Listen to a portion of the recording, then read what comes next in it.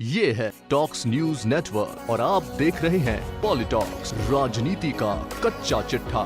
जब से लोकसभा चुनाव के नतीजे आए हैं, लगता है कांग्रेस की किस्मत सो गई है। कुछ भी पार्टी के लिए सही नहीं हो रहा है। एक तो पहले से ही राहुल गांधी अध्यक्ष पद से इस्तीफा देकर बैठे हैं, जिससे पार्टी की बागदौड़ कमजोर हो गई है। वहीं दूसरी ओर लगातार कांग्रेस शासित प्रदेशों में विधायकों पर हो रही डकैती दिल्ली में बैठे नेताओं की नींदें हराम कर रही है। आए दिन कोई ना कोई कांग्रेसी विधायक पार्टी से इस्तीफा दे रहा है या फिर गायब हो रहा है। ऐसे में कांग्रेस पर चुनिंदा राज्यों में सरकार खोने का खतरा भी मंडराने लगा है। फिलहाल राजस्थान, मध्य प्रदेश, छत्तीसगढ़, पंजाब और पुडुचेरी में कांग्रेस की सरकार है, जबकि कर्नाटक में जेडीएस के कुमार स्वामी के साथ साझा सरकार है। मध्य प्रदेश में भी पार्टी की सरकार बसपा विधायकों के सहारे टिकी हुई है।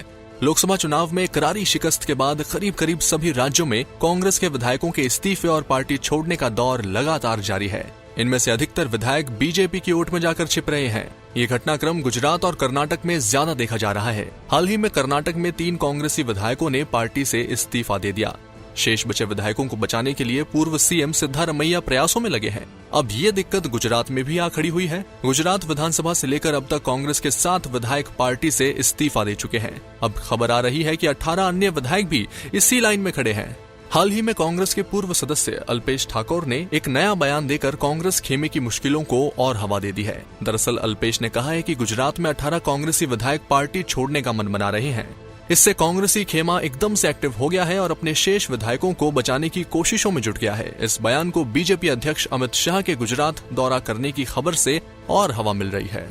आपको बता दें, इसी महीने में गुजरात राज्यसभा की 2 सीटों पर उपचुनाव होने हैं। अमित शाह और स्मृति ईरानी के लोकसभा पहुंचने से ये सीटें खाली हुई हैं। पहले भी इन दोनों सीटों पर एक साथ चुनाव कराने को लेकर कांग्रेस हाईकोर्ट का दरवाजा खटखटा चुकी है, लेकिन उनकी याचिका खारिज कर दी गई। अब बीजेपी कांग्रेसी विधायकों को अपनी तरफ करने का प्रयास कर रही होगी, इस बात में कोई संदेह नहीं है। राहुल गांधी के कांग्रेस पद से इस्तीफा देने के बाद से पार्टी एक तरह से नेतृत्व विहीन हो चुकी है। ऐसे में पार्टी के दिग्गज नेता अहमद पटेल ने कांग्रेस में आए इस प्रवाह को रोकने की जिम्मेदारी राजस्थान के मुख्यमंत्री अशोक गहलोत को सौंपी है।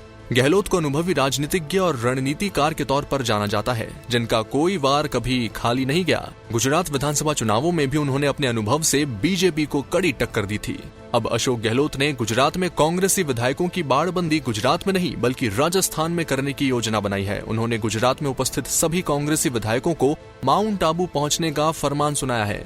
यहाँ उन्हें सैर सपाटे के लिए नहीं बल्कि 2 दिन की घेराबंदी के लिए बुलाया है। सभी विधायकों को अचलगढ़ की एक निजी होटल में रखा जाने की सूचना है। अब गहलोत की ये रणनीति कितनी काम आएगी इसका तो पता नहीं, लेकिन ये पता जरूर चल गया है कि सच में कांग्रेस का अब कोई ठोर ठिकाना नहीं बचा है। कांग्रेस अध्यक्ष का चयन भी खटाई में पड़ा हुआ है। आगामी कुछ महीनों में हरियाणा, महाराष्ट्र और झारखंड में विधानसभा चुनाव भी होने हैं। ऐसे में कांग्रेस का लोकसभा चुनाव की हार भूल फिर खड़े होकर बीजेपी की आंधी का सामना करना आसान काम नहीं लग रहा है। राहुल जैमन, पॉलिटॉक्स न्यूज। ये है टॉक्स न्यूज नेटवर्क और आप देख रहे हैं पॉलिटॉक्स, राजनीति का कच्चा चिट्ठा।